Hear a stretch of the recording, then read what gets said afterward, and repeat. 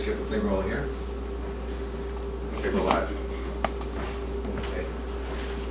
Well, greetings everybody to the very first Mellotron Moneypit in Connecticut, courtesy of Bernie Kornowitz and his gracious wife Shu, which are off camera for the moment. However, we shall get them on video later. Thanks again, folks. Thank you. Thank you.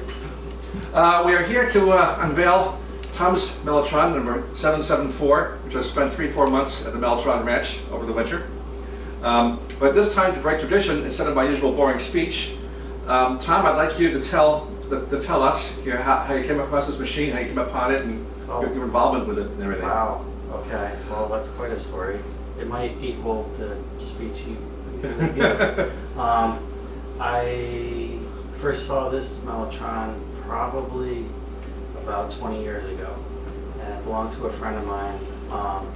And the first thing I thought, I saw him with a band, they were playing live, he had this Mellotron, and I thought, someday he's gonna sell that and I'm gonna buy it. That's the first thing I thought, and you know, it took a long time, and unfortunately it kind of went to disrepair in his mother's basement while he was going through sorting out some personal stuff and had to move out of his house. So yeah, it was in pretty poor shape by the time Jerry got a hold of it. But there it is. It's, you know, finally here. This Mellotron is a bit different from the rest I've worked on, and by the way, for me this is kind of a landmark event because this is my 30th Mellotron that I've restored so far. I've worked on every model so far, from the original Mark I through the Mark V.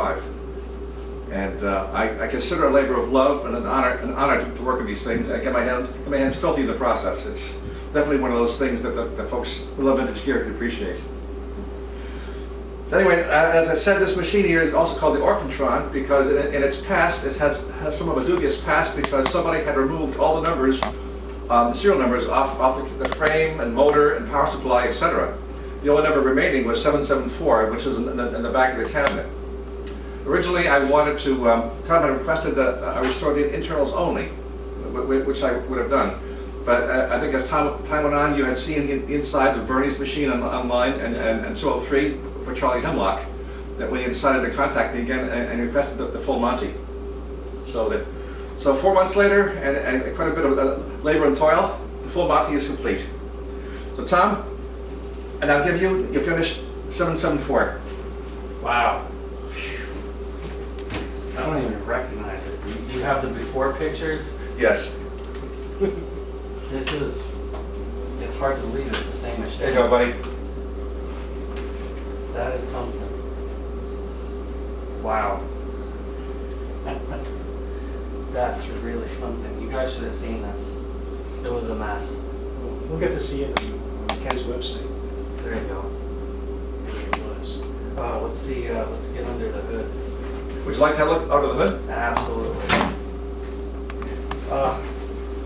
Wow. That is something.